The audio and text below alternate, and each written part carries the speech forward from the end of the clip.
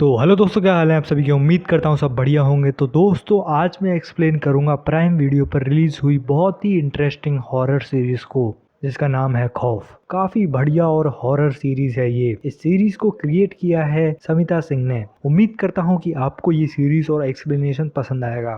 तो फिर चलते हैं बिना किसी देरी के अपने एक्सप्लेनेशन की तरफ। तो दिल्ली शहर में हर साल भारत के कोने कोने से लड़कियां काम की तलाश में नए नए सपने लेकर आती हैं, लेकिन दिक्कत तब होती है जब उन्हें रहने के लिए कोई अच्छी और सस्ती जगह नहीं मिलती। और इसी प्रॉब्लम पर बेस है ये सीरीज। दिल्ली शहर में आने वाली मोस्टली हर वर्किंग लेडी का एक ही सहारा होता है, जो कि है प्रगति वर्किंग वुमेन हॉस्टल, जो एक गवर्नमेंट हॉस्टल है। ये हॉस्टल स्थित है एक जंगल के एरिया में, काफी सेक्लूडेड और हॉन्टेड भी। सीरीज की शुरुआत में हमें अन्नू नाम की एक लड़की को देखते हैं जो इस हॉस्टल में आ रही होती है। तभी कोई उसे लेजर गन से टीज कर रहा होता है। वो हॉस्टल के अंदर पीछे वाले रास्ते से आ रही होती है, जो कि एक पतली सी लाइन थी, क्योंकि वही लेन मेन रोड तक कनेक्ट करती थी, जहां से इन सबको पब्लिक ट्रांसपोर्ट मिलता था। थोड़ी परेशान होकर अन्नू हॉस्टल के अंदर आती है और हम देखते हैं हॉस्टल का हाल, जो कि काफी बेकार होता है। लेकिन बजट में सबके पास यही ऑप्शन अवेलेबल होता है और हॉस्टल का गार्ड भी काफी सुस्त टाइप का होता है। अब अन्नू जो होती है वो रूम नंबर 333 में रहती है और उसके बगल में उसकी 4 दोस्त भी रहती हैं। हालांकि और भी लड़कियां और भी लेडीज होती हैं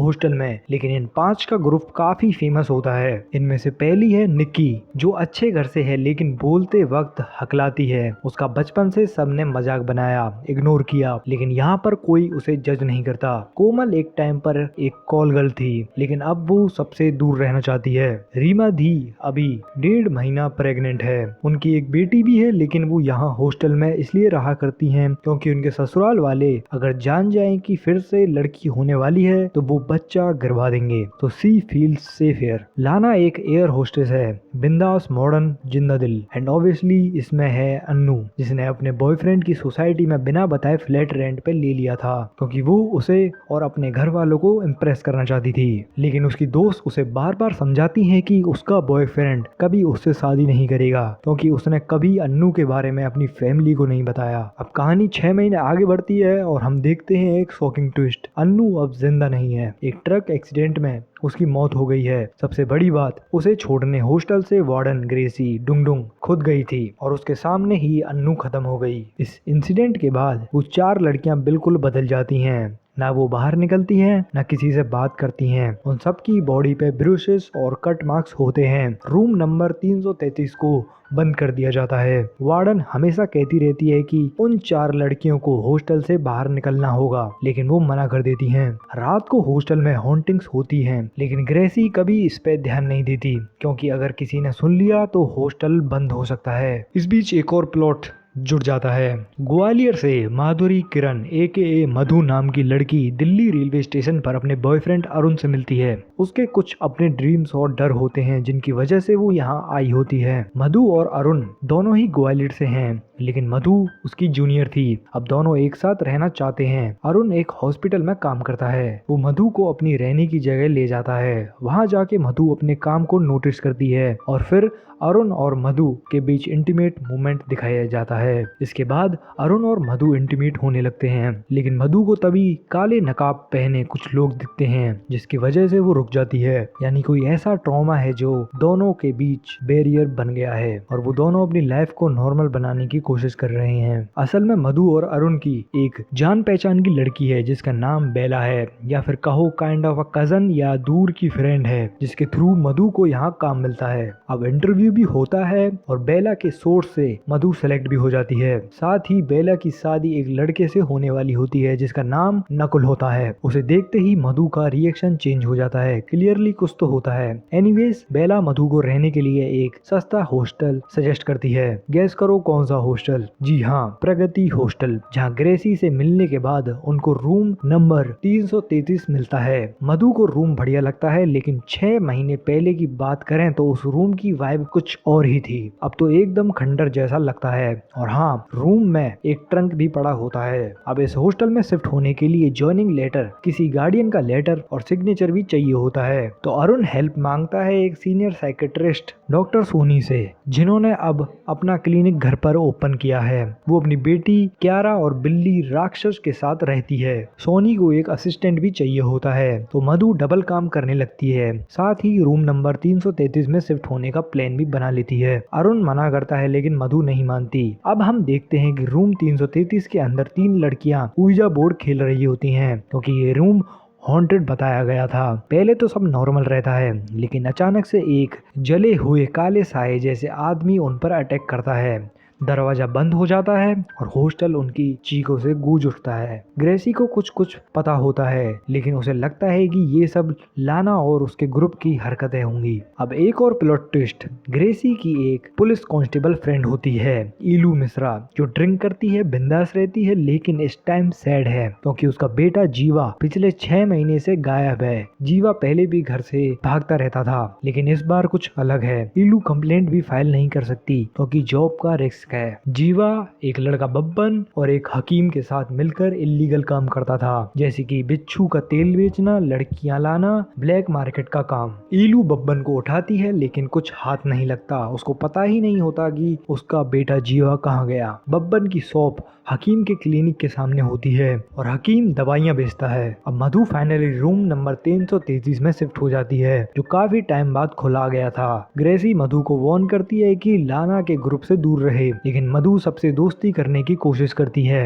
रूम में नॉक भी होती है और मधु को लगता है कि सब उसे तंग कर रहे हैं, लेकिन ऐसा नहीं था। वो लड़कियां उसे कहती हैं भाग जा क्योंकि हम नहीं भाग पाए थे, पर मधु इग्नोर करती है। अब मैं एक और स्टोरी एंगल ऐड करूंगा, मधु का पास्ट। असल में मधु का ग्वालियर से दिल्ली आने का रीजन सिर्फ काम नहीं था, उसका एक डार्क पास्ट था। 1 साल पहले कॉलेज के फेयरवेल के दिन अरुण और मधु मिलने वाले थे। मिलने से पहले मधु ने रेडी होकर अपनी फोटो अरुण को भेजी थी, लेकिन जब वो मिलते हैं तभी कुछ नकाब पहने हुए लोग मधु को ले जाते हैं लैब के अंदर और उसके साथ गलत काम होता है। आपको याद होगा इंटीमेट मूवमेंट में मधु को जो लोग दिख रहे थे वही लोग इस ट्रॉमा के कल्प्रिट हैं। तभी नहाते वक्त मधु अपने कान के कट को भी नोटिस करती है, जिससे उस वक्त उसके झुमके के साथ काटा गया था। इस ट्रॉमा की वजह से मधु और अरुण दोनों डिस्टर्ब हैं। मधु ने उस वक्त एक लड़के का नाम सुना था, नकुल, और बेला का फियांसे भी नकुल ही था, इसलिए मधु उसे देख के घबरा गई थी। मधु ने पुलिस कंप्लेंट नहीं की डर की वजह से।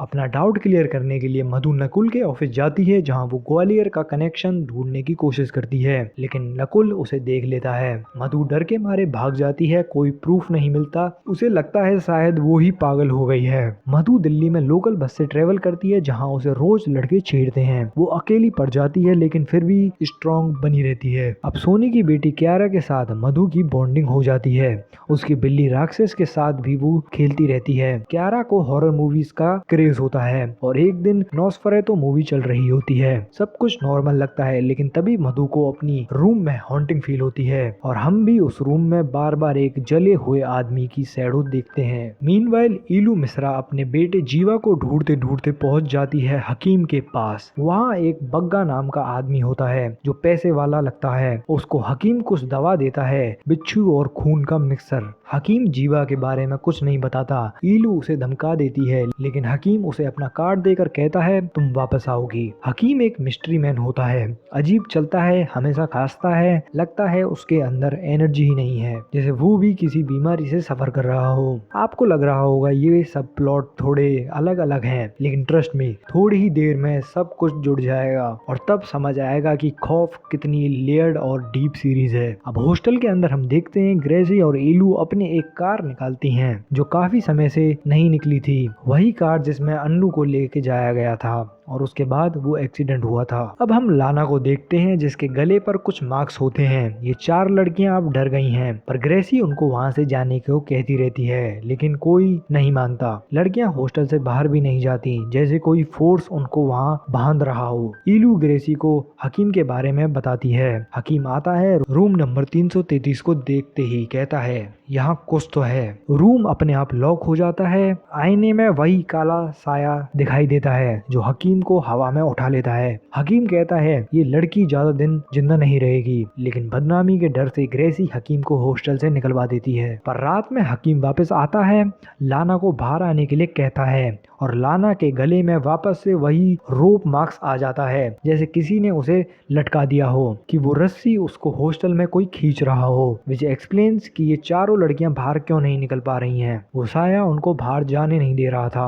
हकीम लाना को एक बोतल देता है कि ये उसको मधु के खाने में मिलाना होगा और बस फिर उसको बुलाना होगा जब ये साया मधु को पूरी तरह अपने शिकस्त में ले ले, जिससे कि वो इन चारों की हेल्प करेगा। और लाना खुद को बचाने के लिए ऐसा ही करती है। निक्की इन सब में शामिल नहीं होना चाहती थी, लेकिन प्रेशर के चलते उसको चुप रहना पड़ता है। अब ये लोग जो होते हैं वो मधु को चाय में, सूप में, ये सारी चीज में मिला के पिला रहे होते हैं। अब आप ये भी सोच रहे होंगे कि आखिर हकीम का सीन क्या है। तो अब इस कहानी में मैं आपको थोड़ा सा परेशान करने की और इजाजत चाहूंगा, एक और प्लॉट मैं ऐड करूंगा। हकीम असल में एक kind of a serial killer है जो खुद बीमार है। वो आसपास की लड़कियां, दूर गांव की लड़कियां, उनको उठा लेता है, जिसमें उसकी मदद करता है बब्बन, यानी कि इलाज के नाम पर वो ऐसा कर रहा था और वो किसी खास लड़की की रूह को अपने अंदर लेना चाहता था, जिसके चलते उसका इलाज हो जाएगा। उसने लाना से ये डील करी थी क्योंकि उसके हिसाब से मधु स्पेशल है। सही सुना, हकीम के नाम पर पहले से ही केसेस दर्ज हो रखे थे, लेकिन कभी उसको पुलिस पकड़ नहीं पाई। वो लड़कियों के हाथ पर एक स्पेशल मार्क्स बनाकर उनकी रूह चुराने की कोशिश करता,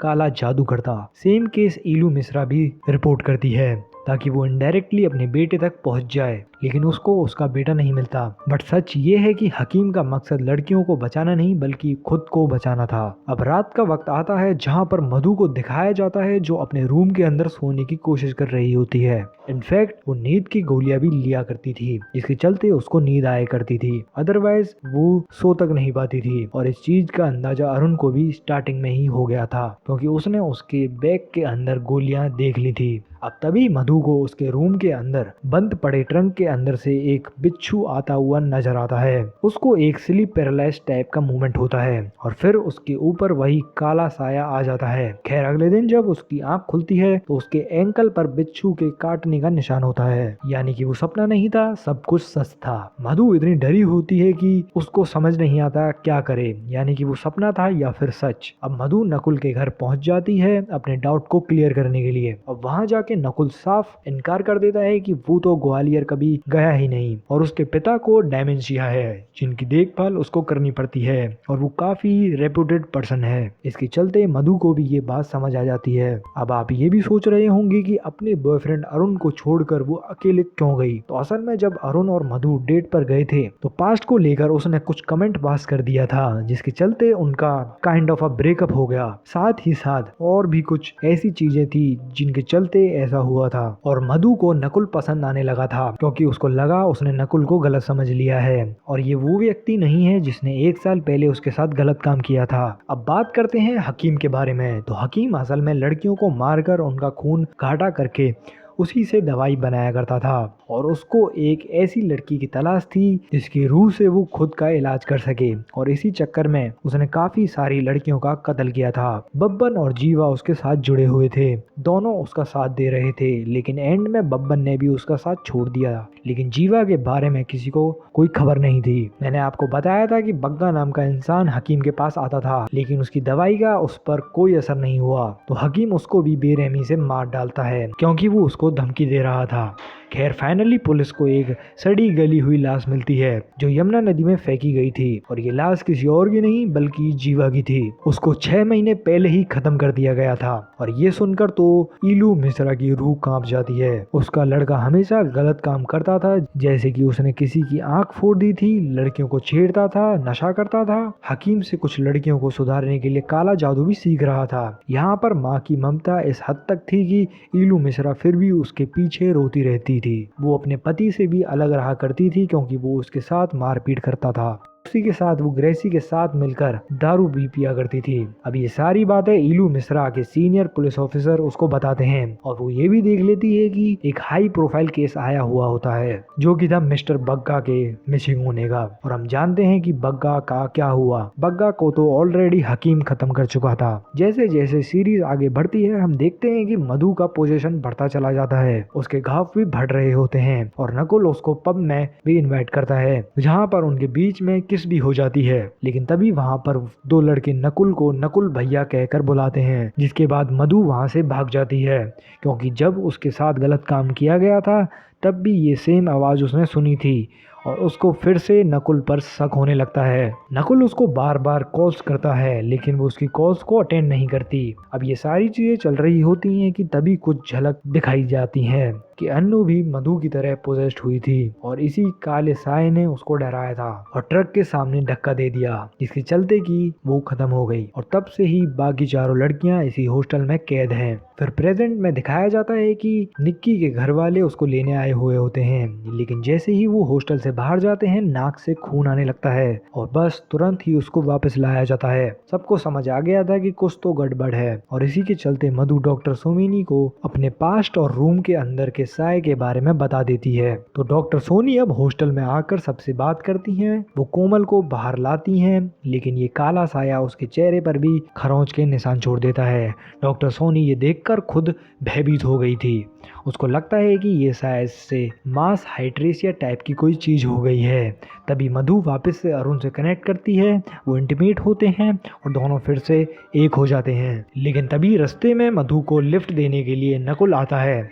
अब तक मधु मान जाती है कि वो चीज़ नकुल ने नहीं की थी लेकिन अचानक से नकुल के एक्सप्रेशन बदल जाते हैं। वो एक्सेप्ट कर लेता है कि हाँ 1 साल पहले उसने ही मधु के साथ गलत किया था। वो उससे 2 साल सीनियर था और वही उसको गिफ्ट वगैरह दिया करता था। हम एक साइको नकुल को देख पाते हैं जो कि अपने पब वाले दोस्तों के साथ मिलकर मधु को उसी हॉस्टल के पास वाले जंगल में ले जाता है, वो भी उसको खत्म करने के लिए, क्योंकि अगर सच्चाई बाहर आ जाती तो मधु जो थी वो पुलिस कंप्लेंट फाइल कर सकती थी। लेकिन तभी बारिश होने लगती है और मधु फिर से पोजेस्ड हो जाती है और ये दोनों दोस्तों को मार डालती है और ये खौफनाक मंजर देखकर नकुल भाग जाता है और ऐसा दिखाता है जैसे कि वो कभी वहां आया ही नहीं था। अब उसी पोजेस्ड हालत में मधु हॉस्टल में लाई जाती है और जैसे ही अंदर आती है वहीं पे गिर पड़ती है। उसने सबको छोटी छोटी चीजों में डाल दिया था। सबके अंदर कंफ्यूजन, डर और शक भर दिया था। खैर अगले दिन से मधु की कंडीशन बहुत ही ज्यादा बिगड़ने लगी।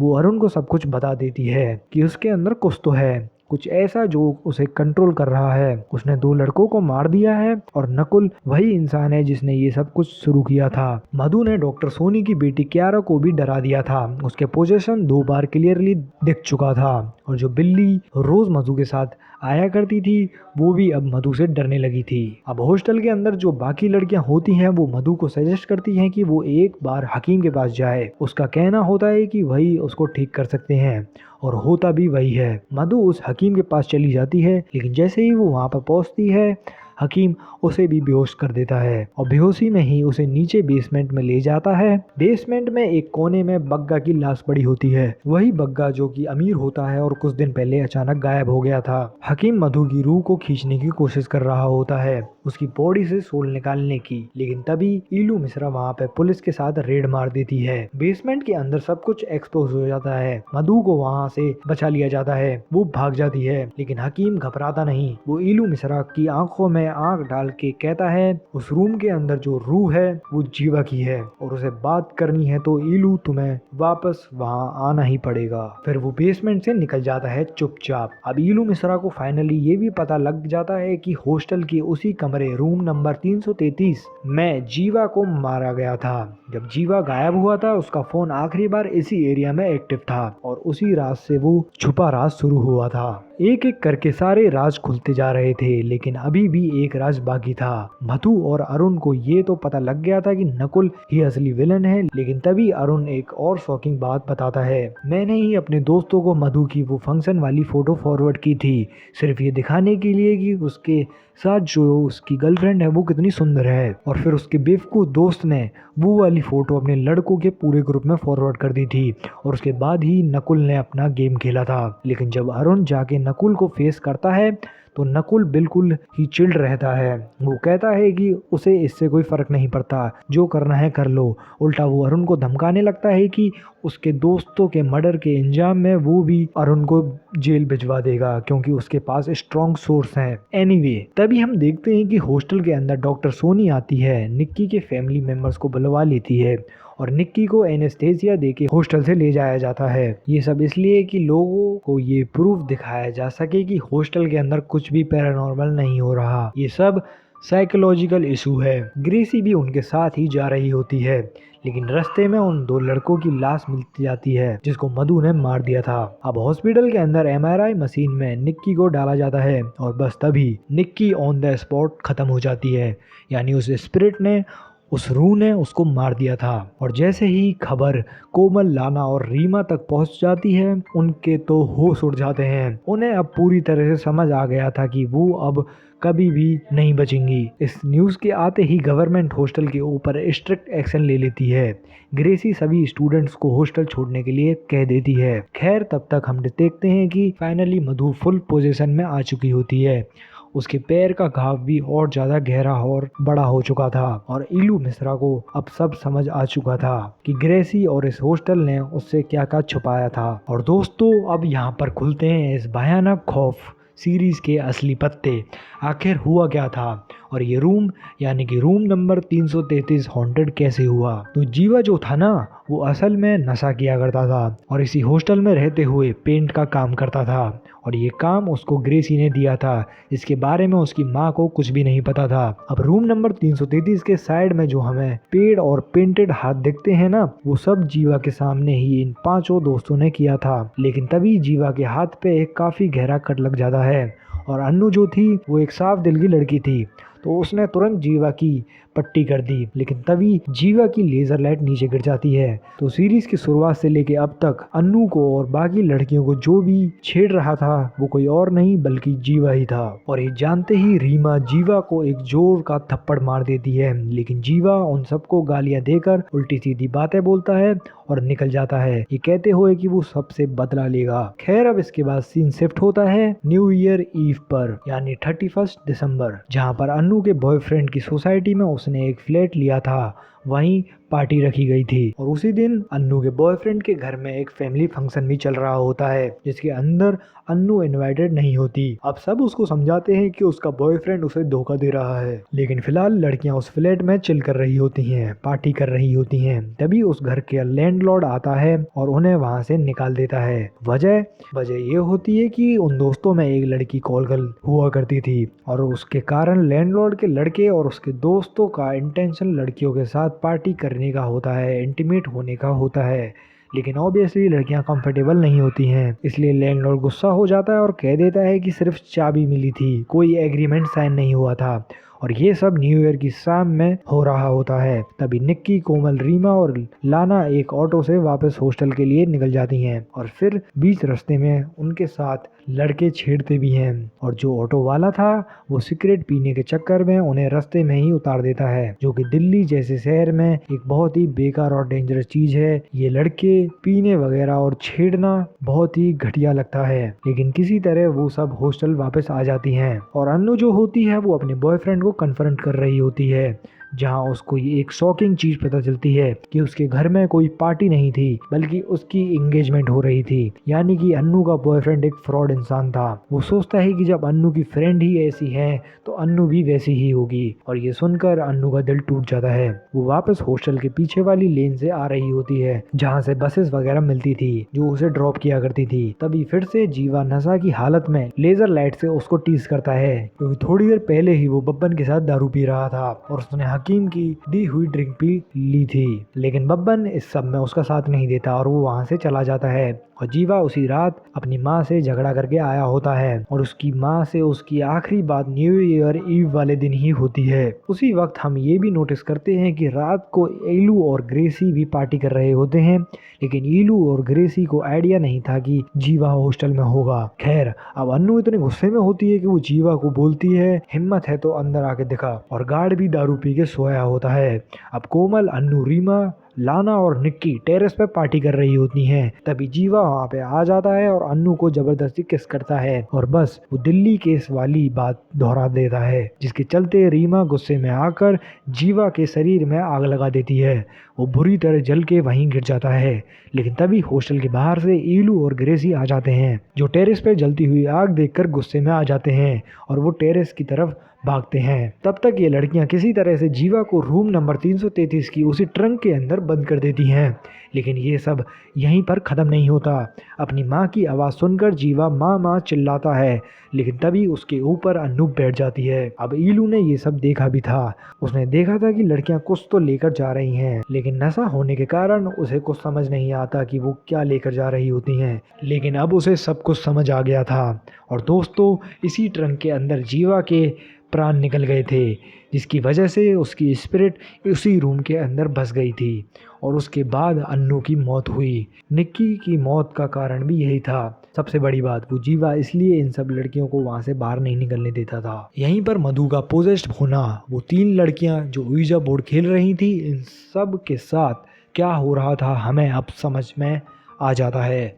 इनफैक्ट यहाँ पर जो हकीम था, उसको भी जीवा की ही स्पिरिट ने हवा में उठा दिया था। ये 5 लड़कियां ही थी जिन्होंने ये जीवा की बॉडी को यमुना नदी में फेंक दिया था और इसी वजह से पुलिस को लाश नदी से मिली थी।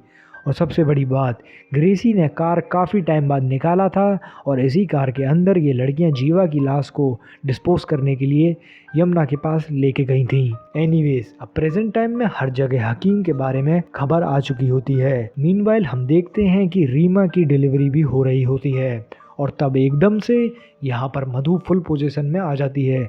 वो जीवा को धक्का देकर हॉस्टल से आ जाती है, जहाँ पर सब लोग मिलकर बड़ी मुश्किल से उसको कंट्रोल करते हैं। लाना जो होती है वो फाइनली हकीम वाला लिक्विड मधु को पिला देती है। इसके बाद हम मधु के अंदर चल रही कशमकश को देखते हैं। जीवा की स्पिरिट उसे कहती है कि वो उसके साथ चले।